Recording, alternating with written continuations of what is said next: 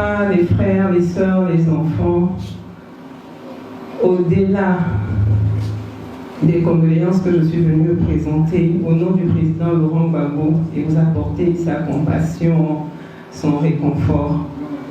Mais la raison qui m'amène aujourd'hui ici pour vous voir, on sait que vous êtes découragés, mais je suis venue vous apporter l'espoir. Mais avant d'avancer, on donne un coup.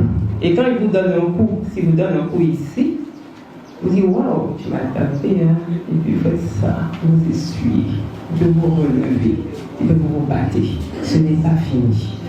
Contrairement à ce que vous pensez, ce n'est pas fini. Le président Laurent Gbagbo récemment a fait une interview que ça a été diversement interprété. Et moi j'étais étonnée, je dis mais quand vous marchez avec le président Laurent Gbagbo, il faut quand même écouter ce qu'il dit. C'est vrai qu'il dit je bavarde beaucoup, mais je parle peu. Mais quand il parle, il fait passer un message.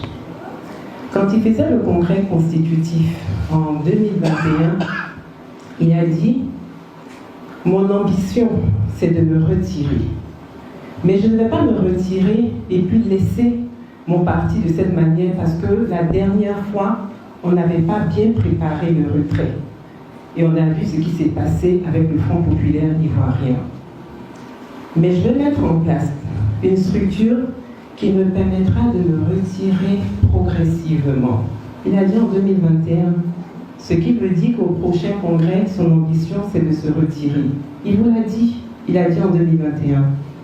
Le président Laurent Gbagbo a trop de respect pour le peuple ivoirien, a trop de respect pour ses militants, pour se permettre de se mettre sur une chaîne étrangère pour dire je me retire.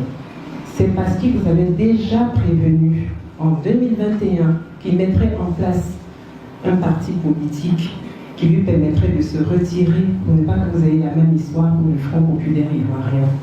Et puis disons-nous la vérité, quand le président a pris le pouvoir en 2000, il a quand même cédé de l'FPI. Il n'a pas géré de l'FPI en tant que président parce que la Constitution demande que quand tu es président de la République, tu ne peux pas gérer un parti politique. Et étant donné que le président Laurent Gbagbo respecte la Constitution, il s'était retiré, il a donné au président Afin Guesson. Il est parti en prison où on l'a envoyé, on l'a déporté à la CPI et puis les histoires ont commencé en tous ses fils. Et certains lui ont dit, président, viens reprendre pour conduire. Moi j'ai suivi un peu, hein. Il ne voulait pas au départ. Il ne voulait pas reprendre le Front populaire ivoirien. Mais par responsabilité, il s'est dit, bon, je vais reprendre et puis après je vais me faire asseoir tous et puis je redonnerai le parti à la personne que vous déciderez vous tous, hein, parce qu'il ne faut pas aussi croire qu'il va vous imposer quelqu'un. C'est celui qui aura fait ses preuves qui pourra récupérer aussi le parti. Mais la qualité première de cette personne devrait être la loyauté et la deuxième qualité, le courage. Et c'est ainsi que le président Laurent Gbagbo a préparé le PPACI et qu'il vous avait déjà préparé depuis 2021 à l'Hôtel Ivoire. Donc quand je vois encore un dit, il s'en va, pourquoi il part? Mais il a déjà dit en 2021. Mais il a dit en même temps que je reste un militant de base. Quand on était à la convention aussi, il a dit, donnez-moi un mandat unique de 5 ans. Je veux qu'un mandat unique de 5 ans. Mais le mandat unique de 5 ans, ça va durer de ses 80 ans à 85 ans. Et le journaliste lui a posé la question, mais si vous n'êtes pas président là, vous n'êtes pas candidat, est-ce que à 85 ans, vous allez être encore candidat? Il dit non. Mais il est cohérent, il est très cohérent. À 85 ans, quand il vous a dit un mandat unique à l'Hôtel Ivoire, il vous préparait en vous disant qu'à 85 ans, c'est en ce moment que j'arrêterai la politique active. Parce qu'il a dit, je vais mourir toujours en faisant de la politique. Donc on peut être un simple militant. Vous n'êtes pas tous présidents du parti, mais vous militez. Il dit, moi, je n'ai jamais été à des petits postes, j'ai toujours été au sommet. Donc je vais aussi tester aussi la base. Comme ça, je suis aussi en bas et puis je suis devenu un bon militant.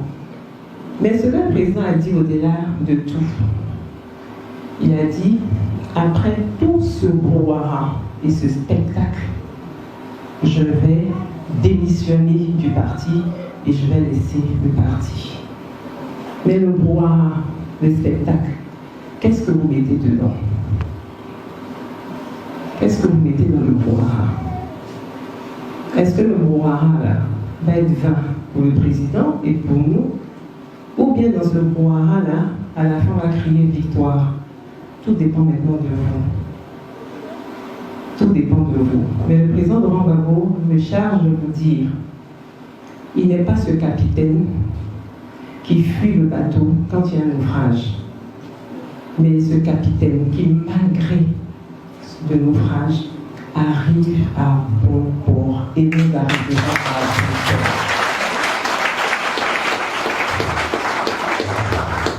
Ça, c'est le côté politique que je suis venu vous transmettre de la part du président Laurent Gbagbo et vous partager son espoir et sa foi à une Côte d'Ivoire. On se retrouvera tous. Il ne faut pas désespérer. Il ne faut surtout pas désespérer. Maintenant, ici, il y a eu ce qu'il y a eu. Tout ce que moi je peux vous dire, c'est Yabo. On ne peut pas rester chez nous sans nous déplacer. La prison, moi je sais ce que c'est. C'est pour cela qu'à chaque fois qu'on prend quelqu'un, qu'on met la personne en prison, ça réveille en même temps la douleur en moi. Tout à l'heure, en venant ici, j'ai regardé la maca et puis je me suis dit, donc Blaise là se met dedans. Donc Daï Nestor est là.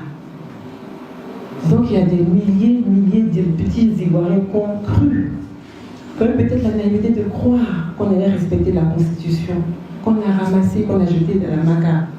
La même douleur que je ressentais quand je venais voir le président Laurent Gbagbo à la CPI, c'est la même douleur là qui m'a envahi quand je passais devant la maca. Parce qu'ils n'ont rien fait. Tout comme le président s'il n'avait rien fait. Mais quand le président Laurent Gbagbo était à la CPI et que je venais, vous ne pouvez pas imaginer à la CPI, mais comme c'est votre chef, il y a des choses que je ne vais pas vous dire par pudeur. Et je regardais comme ça, je dis, mais donc, mais qu'est-ce que c'est? Et vous savez, il y a des grillages, vous voyez? Il y a des grillages comme ça, des trucs comme les antivols, là, on ferme. On sait que c'est des grilles, en fait, de prison. Et je regardais comme ça, je dis, quand le chef est dans la prison, j'étais dévastée. Et puis un matin, je suis venue, les murs que je voyais comme des murs de prison, j'ai commencé à regarder comme les murs de la cité universitaire, de Port-Boué et puis de l'université. Et puis elle dit, mais pourquoi ces grilles-là me font peur? C'est anti-vol. C'est pas grille de prison. Et quand j'ai mis ça dans ma tête, et puis j'ai dit, bon, je vais avoir mon gars à l'internat, comme ça, je savais qu'il ne peut pas sortir de l'internat. Tout est dans la tête. Quand j'ai mis ça dans ma tête, je venais maintenant plus facilement le voir en prison. Mais la même douleur, je l'ai revécue encore quand je passais, en me disant que, bon, voici toutes ces personnes-là qui sont là. Mais elles ne resteront pas là-bas. Vous savez, la prison aussi, par moment, c'est quand Dieu veut prolonger ta vie aussi. La prison devient comme un sacrifice qui te prend. Prenez ça comme ça. Maintenant, ceux qui sont morts, malheureusement, on ne peut pas remplacer. Mais on peut prier pour que les prisonniers sortent et ils sortiront. Ils sont dans un combat, ils sortiront. Mais en attendant qu'ils sortent, on se doit d'être solidaire.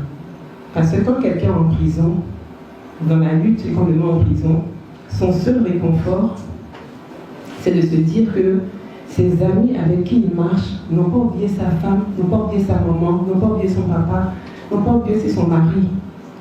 Donc il y a des choses qu'on peut faire, des shows qu'on fait comme ça, vous dire, ah, sortez les prisonniers, sortez les prisonniers.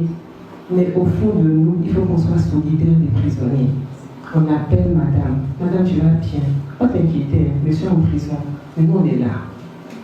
Monsieur, ne t'inquiète pas, comme ta femme te faisait bonne sauce claire là, bon, nous on va te donner, il ne faut pas aussi, tu seras découragé, parce que nous sommes d'abord une famille. Donc les prisonniers, ils ont dit, hein, ils se cotisent ici, ils travaillent. Et ça, moi, je sais, et puis on suit. Mais dans les jours qui viendront, il y aura encore des pôles qui vont être mises en place par le président pour qu'il y ait un vrai suivi psychologique, financier et autres pour les prisonniers. Les morts, on ne peut pas les remplacer malheureusement. Donc c'est vraiment, il y a pour que Dieu vous console, que Dieu vous apaise. Vraiment que Dieu vous console, que Dieu vous apaise. S'il y a des funérailles, on viendra pour être à vos côtés. C'est que ça que je peux déjà dire. Je ne vais pas être long parce que ce n'est pas une rencontre politique. La décence ne m'autorise plus à continuer. Donc, je ne peux pas rester loin. Et le président me disait, vas-y, vas-y. D'autres me disaient, non, attention, le président dit, il faut aller, il faut y aller, va les voir, va les voir. Parce que le président Laurent Gbagbo, au-delà de tout, quand tu veux faire de la politique, il faut d'abord aimer l'homme. Il faut aimer l'homme. Si tu n'aimes pas l'homme, laisse la politique. Laisse la politique. Et puis ici aussi, il m'a dit de vous dire que ceux qui aiment animaliser, ne tombez pas dans le piège. Qu'il ne veut plus qu'on traite l'autre de mouton. Parce que ce n'est pas nous qui les avons traités de moutons, mais eux peuvent se traiter de moutons entre eux. Mais qu'il ne veut plus entendre ça. Et que si on vous a traité aussi de chien, qu'il ne veut pas que vous-même, pour les narguer, vous dites, oui, le chien, tu t'animalises, tu te dégrades. Il ne veut plus ça. Nous sommes des humains, nous sommes des Ivoiriens et nous sommes fiers d'être Ivoiriens. Je vous remercie.